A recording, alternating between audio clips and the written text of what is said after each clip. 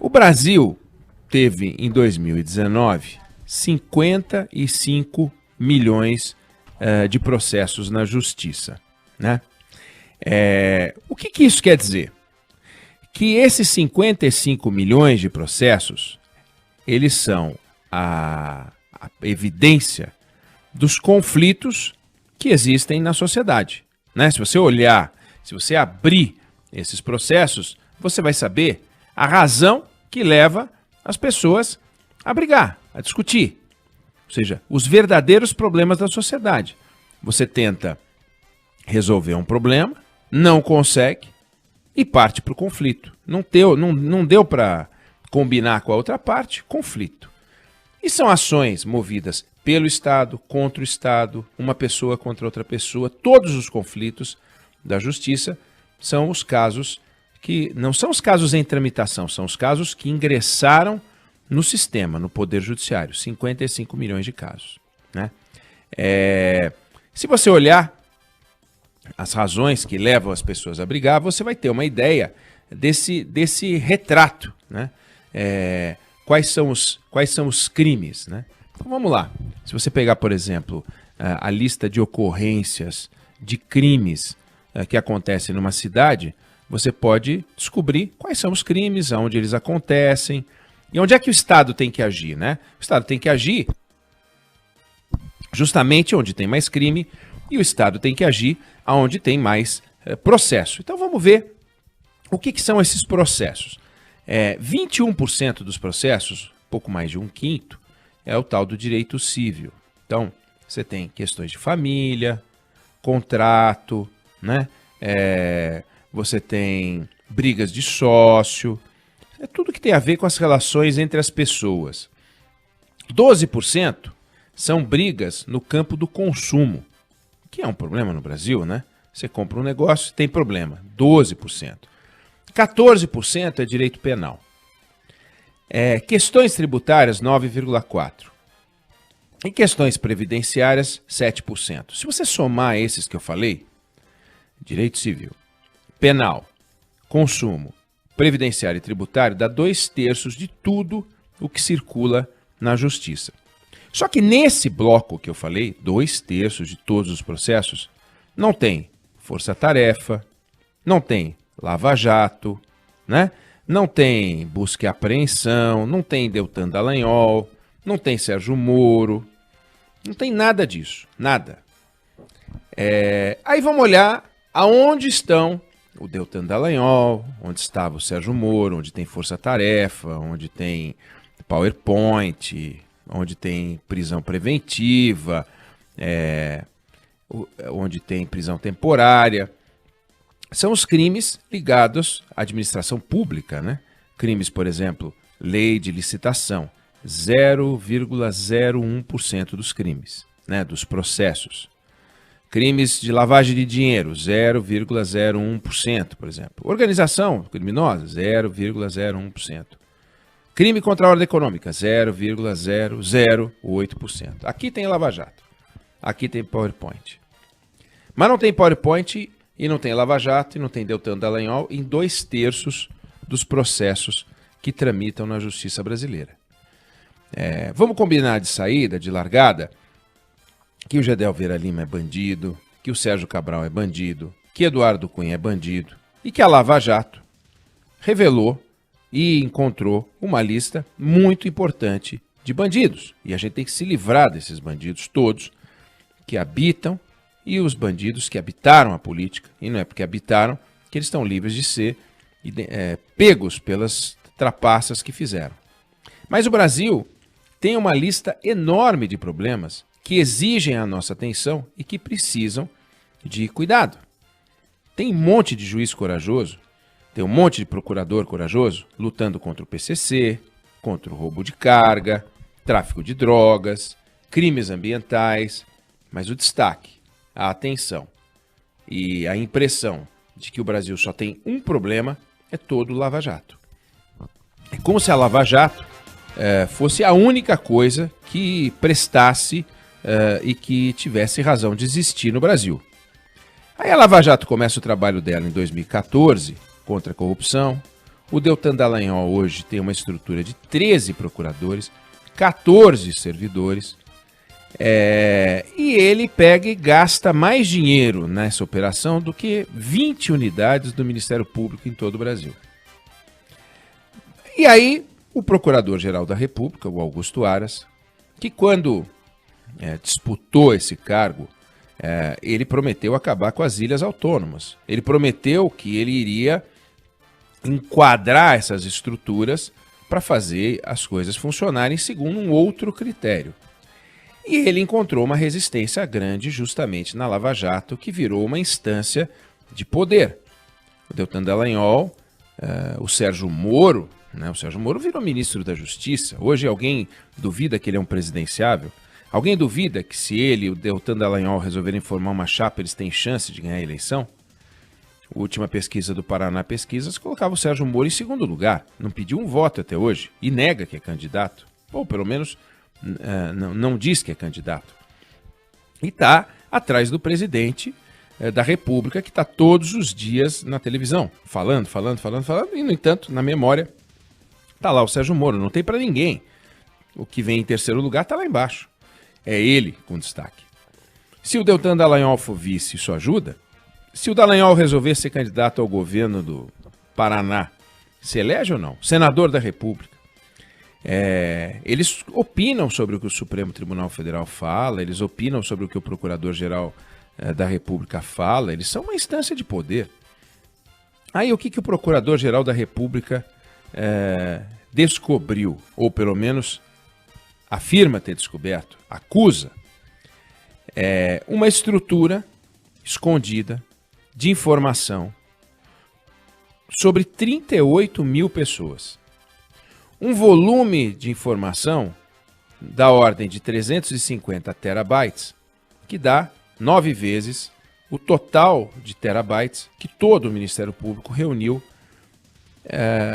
na comparação com a Lava Jato.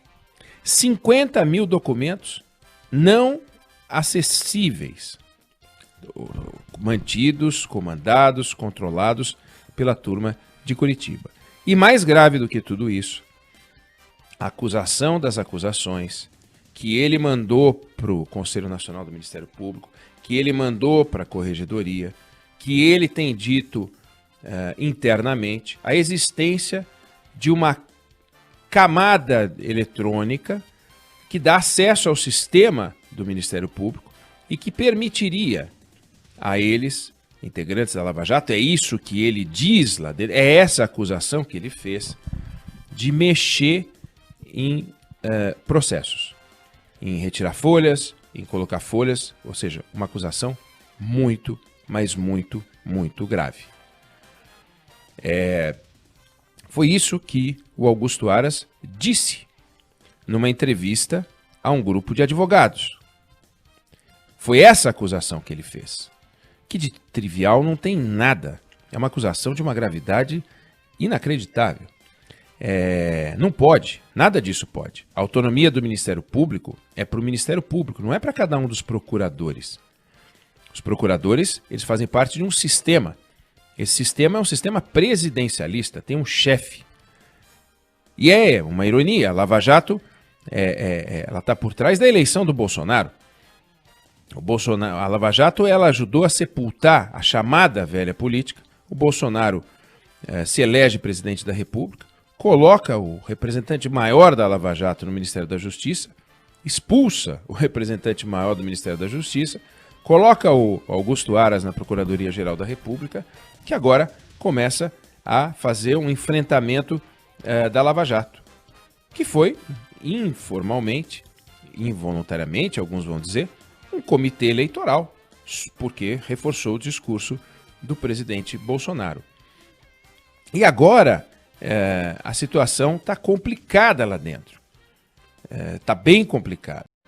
Veja, os procuradores da Lava Jato, eles estão reagindo a este movimento do Augusto Aras, que é para, eu quero ter as informações, as estruturas têm que andar todas coesas, e as forças-tarefas são resultado de uma delegação do Procurador-Geral. Tanto é que agora mês que vem, setembro, outubro, é hora de renovar as forças-tarefas. E ele pode aumentar ou diminuir o tamanho.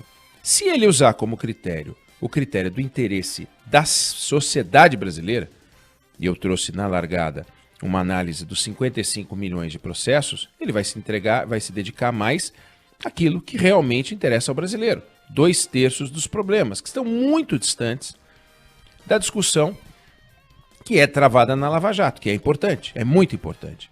Mas ela tem 0,0 alguma coisa do total dos problemas brasileiros, que acontecem na loja, que acontecem com o plano de saúde, que acontecem na relação com o banco, que acontece quando compra um carro, que acontece num acidente de trabalho, que acontece numa demissão injusta, que acontece na compra de um imóvel, no aluguel de um imóvel. É aí que as pessoas enfrentam o que acontece num assalto, que acontece na agressão, que acontece numa briga de trânsito, numa briga com o vizinho, numa agressão do Estado, num direito que foi negado, num imposto cobrado equivocadamente. Essa é a vida real das pessoas.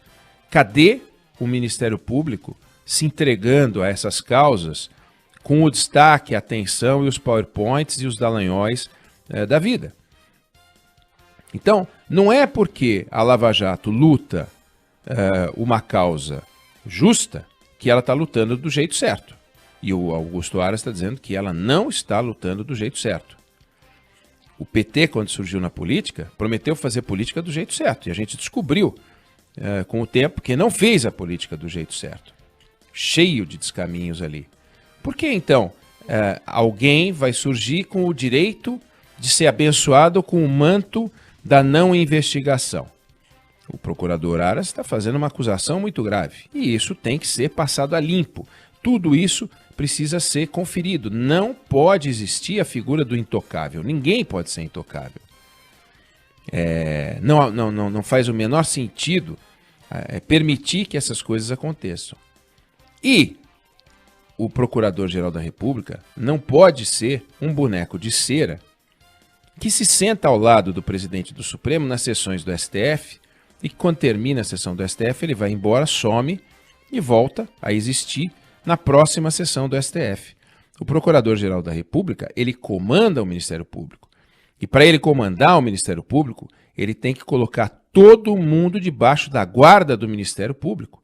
Não tem essa de aqui eu faço de um jeito, ali eu faço do outro. Essa autonomia é para o conjunto. Então, a reação da Força Tarefa, a reação da turma da Lava Jato é uma reação de preservação de uma estrutura de poder e que está sendo confrontada por alguém que veio pela primeira vez, depois de 2, 3 procuradores gerais que abençoaram esse jeito de agir, veio um procurador-geral que disse, olha, eu não vou deixar as coisas serem assim não. Aqui vai ter que rezar pela cartilha da organização, vai ter que prestar contas. E eles não querem prestar contas e estão chiando, sugerindo que estão havendo abusos, que há intromissão e tal. Como tudo que eles disseram até agora eram acusações contra bandidos, é natural que eles tenham adquirido uma credibilidade naquilo que eles dizem. E eles estão agora se insurgindo contra Augusto Aras. E ao se insurgir contra Augusto Aras, fica parecendo que Augusto Aras está errado e eles estão certos. Augusto Aras escolheu a pior forma de fazer a acusação, como eu disse, numa entrevista a um grupo de advogados. Não deveria ter falado nada do que falou ali. Ele não teve equilíbrio. Faltou a ele equilíbrio. Faltou a ele olhar para os erros no Supremo Tribunal Federal, onde os ministros ficam falando a todo instante, guardar as informações. Não deveria nem ter dado entrevista para o grupo de advogados. Não é para isso. Ou então que fale coisas genéricas. E as coisas que ele falou são de uma gravidade e a gente agora tem que acompanhar. Não é possível que ele faça as acusações que fez de irregularidade, de ilegalidades contra um grupo que virou o grupo mais admirado do Brasil e isso fica impune. Não pode ficar do jeito que está. Impune. Não pode ficar do jeito que está. Tem que investigar profundamente esse caso.